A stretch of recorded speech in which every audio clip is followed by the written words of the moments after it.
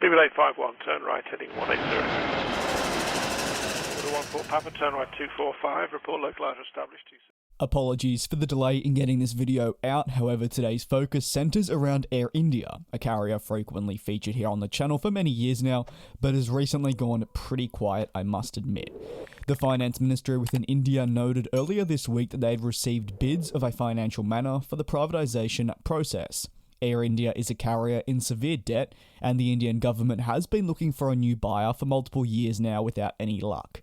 It's an airline that had received bailout after basically bailout before eventually the government believed it was no longer worth pumping the amounts of cash it was into the airline that could simply not turn around its fortunes.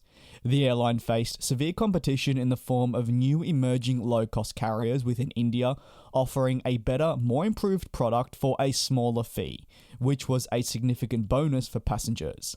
While directly not being the leading cause, Jet Airways collapsed many years ago also because, somewhat of this exact same reason, full-service carriers within India were simply not at any advantage and still to this day are not so. Overall, the disinvestment stage now for the Indian government, which is a big one to say the least, is moving on to the concluding steps, as noted officially on Twitter on the 15th of September, and now we await the final results from this.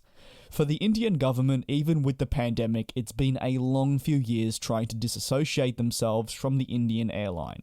This has been a process for the government since 2020 of attempting to seek buyers after they put 100% of the airline's share capital up for sale.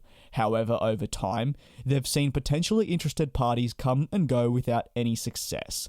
The pandemic, which emerged really only a handful of months after the sale process was initiated, severely hampered their attempts to find a buyer for the stricken carrier, as naturally with the pandemic, airlines and companies were looking at more cost-saving measures rather than going out and buying a new airline that they simply would not be able to fly with or utilise. The final bidding deadline was therefore extended till the end of last calendar year. Since then, discussions have progressively moved forward in an upward trajectory.